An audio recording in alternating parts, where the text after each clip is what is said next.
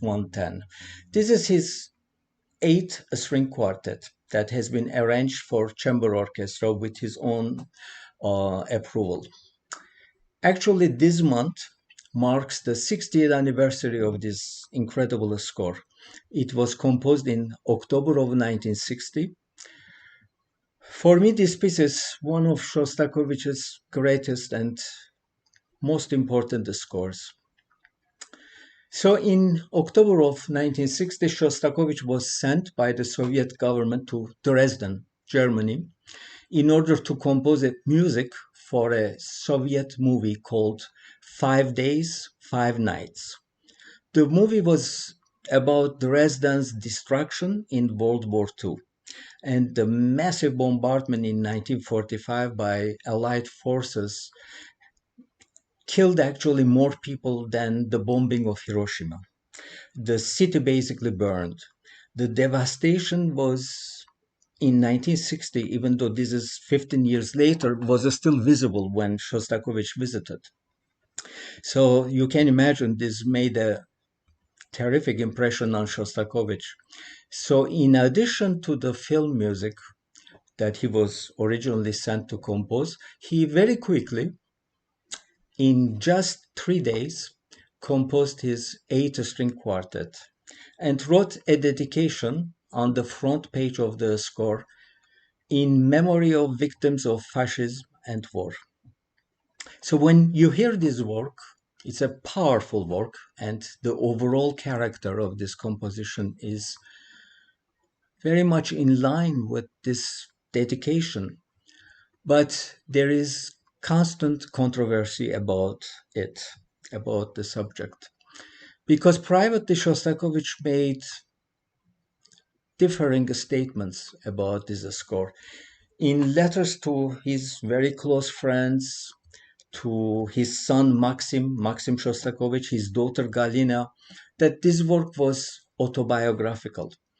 According to his son Maxim Shostakovich, who is a fine conductor, after he finished the score, he put it on his chest and he said, "This is for me. This score I wrote for me." It's very clear from the music itself that this work is autobiographical. To begin with, the material, the thematic material that we will keep hearing in all five movements is based on Shostakovich's monogram, his musical signature otherwise, DSCH. D stands for his first name, Dmitri, and SCH is the German spelling of Shostakovich. So here, out of DSCH, the note of D remains as D.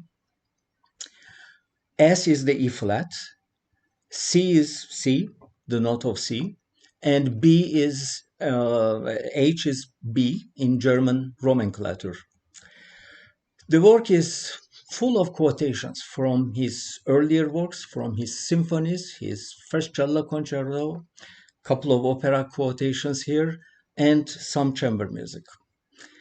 So my own feeling about this piece is that in Shostakovich's mind, probably it functioned on both levels.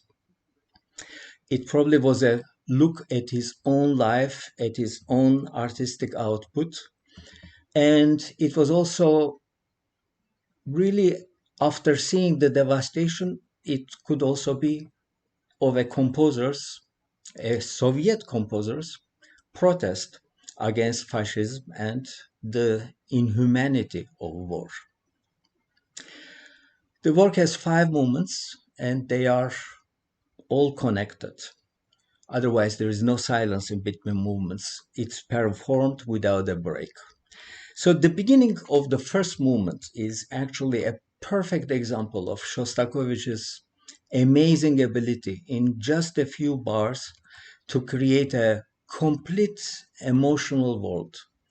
This movement is full of anticipation of perhaps a tragedy, but it also has small moments of relief and moments of hope. It's like dark clouds, and here and there you see a bit of blue in between.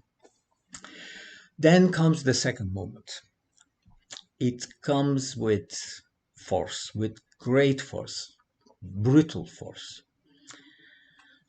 This movement is a blitzkrieg, a sudden attack. Here we hear DSCH theme in different rhythmic configurations. We hear them as whole notes, we hear them as half notes, we hear them as quarter notes. And also here there's a quotation from the second piano trio, which Shostakovich used to call this tune a Jewish theme. And he liked very much Jewish music because he felt that it was happy and sad at the same time. And that's exactly what the theme that you will hear in the second movement is like. The third movement is a waltz rondo, but it's not exactly a Viennese Johann Strauss kind of waltz. It's a spooky dance. It's a dance macabre. It's a dance of death. And there are clashing harmonies that create an unsettling feeling right at the very beginning. It feels uncomfortable hearing it. It's simply because we don't know what key we are in, whether it's in G minor or in G major. The first violins have the tune and they are playing a B natural, which is the defining note in a G major scale.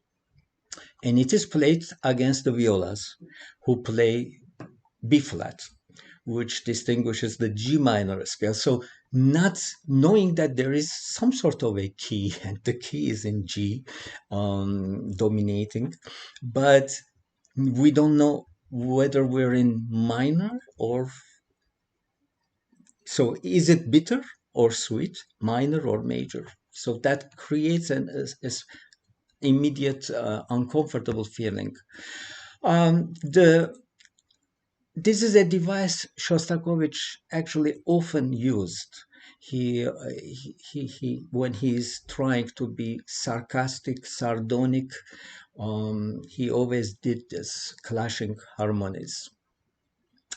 In the third section of this rondo, the waltz, he goes into doppel rhythm, and there's a quotation from the first cello concerto.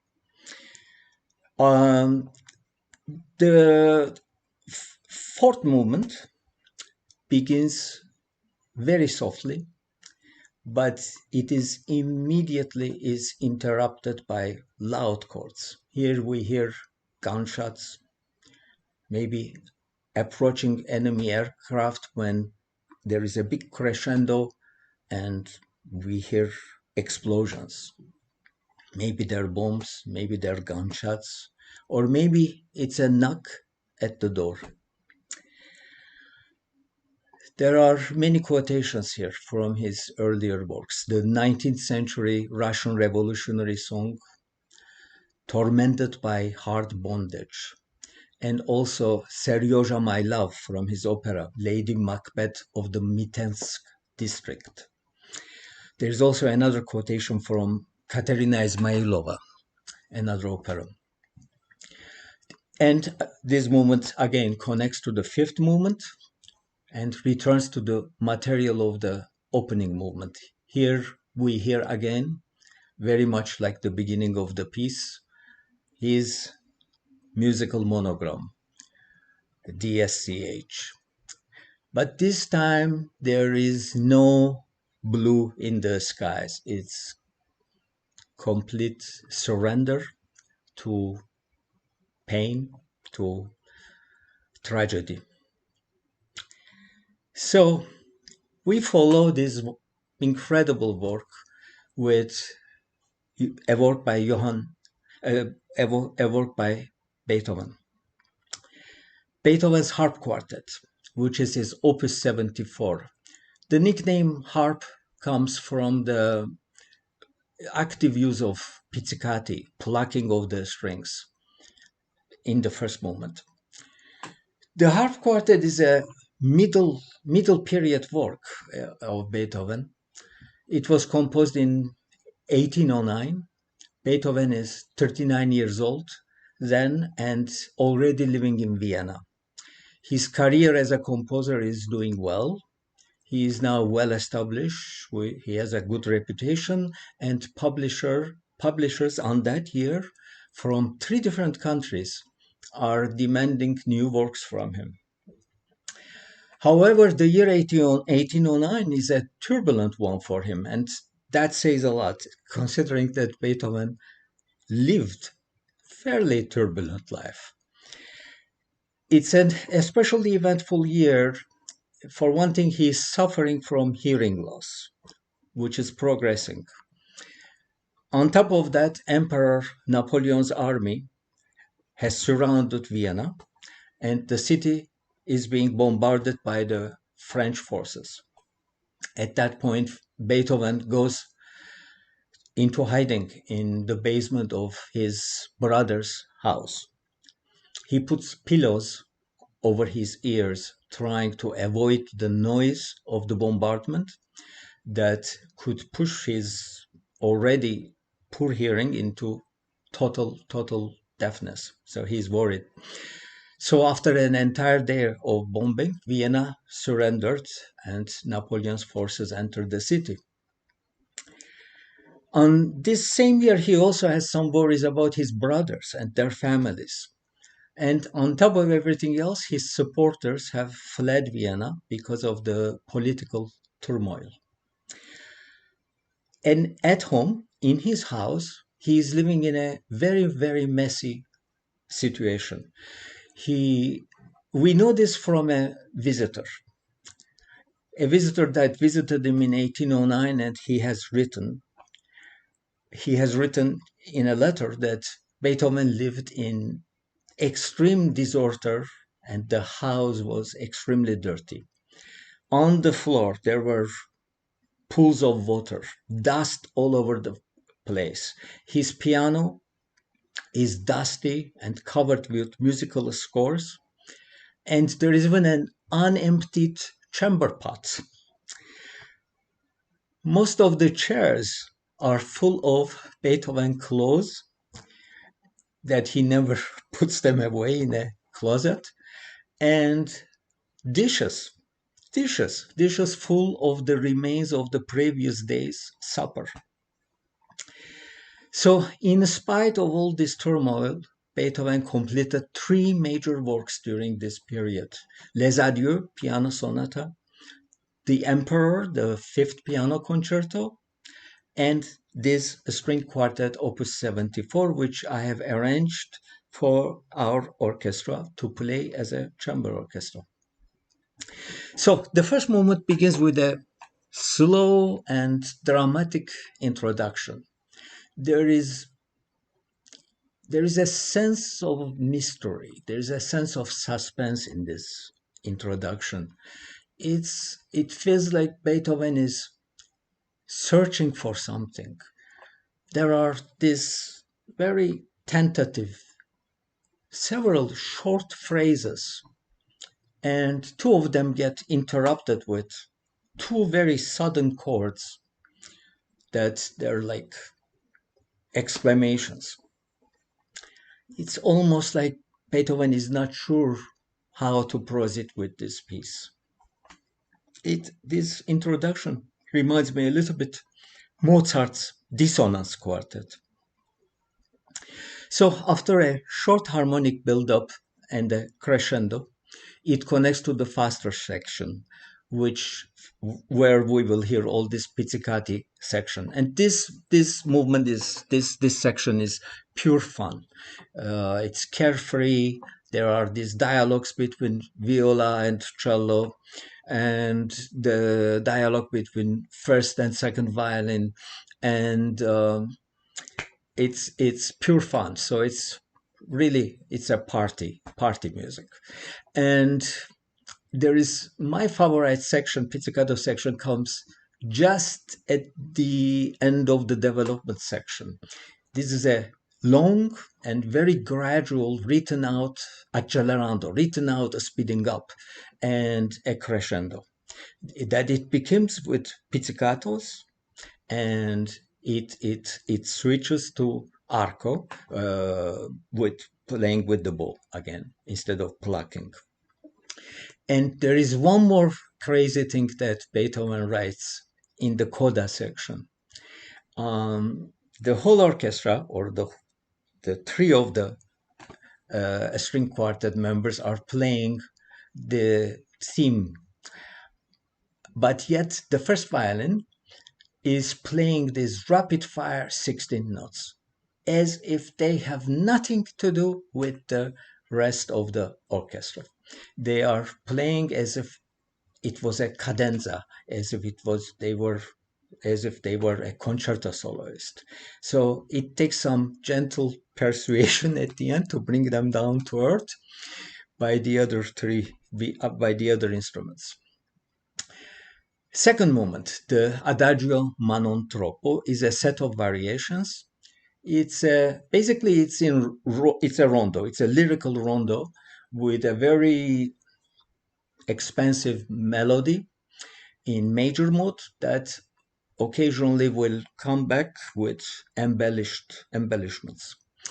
And there are a few minor mode passages, but overall it's a very tender movement. Actually, this movement was a favorite of Mendelssohn. He loved it, and he identified with it because it's a bit like Mendelssohn's music in the sense that there is this carefree feeling. The third movement, Scherzo, it reminds me a bit of the Fifth Symphony with this fate knocking the door theme. This Scherzo has momentum, tremendous momentum. It's almost like a tarantella. It could be anything, gypsies dancing, or maybe even Russian, something Russian. And then it immediately connects to the finale of the movement, of the piece. And finale begins with this very graceful, polite, and well-behaved theme that is followed by 6 variations. The second variation features the viola. It's a beautiful, beautiful variation. And the fifth variation is a show of virtuosity for the first violin. The coda is brilliant. It rushes toward the end with constantly gaining momentum, getting louder, almost like a written out accelerando. Then comes a very intense 16-note passage, but then suddenly Beethoven, as if he is blowing out a couple of candles on a cake, just a couple of light puffs, 2 soft chords at the end. Party is finished. I'm sure Beethoven had a big laugh after finishing this score, and probably he headed right to his favorite tavern to enjoy a couple of mugs of cold German beer, which we may all do after opening concert of our new season. So I hope you can join us for Beethoven and Shostakovich concert on October the 25th. It will be live streamed, and this program commentary that I just made will remain online, and you're welcome to listen to it anytime, before the concert, during the concert, or afterwards. It will remain online for another 30 days. It'll be also on our website. So thanks again for joining me, and I wish you a great week. Thank you.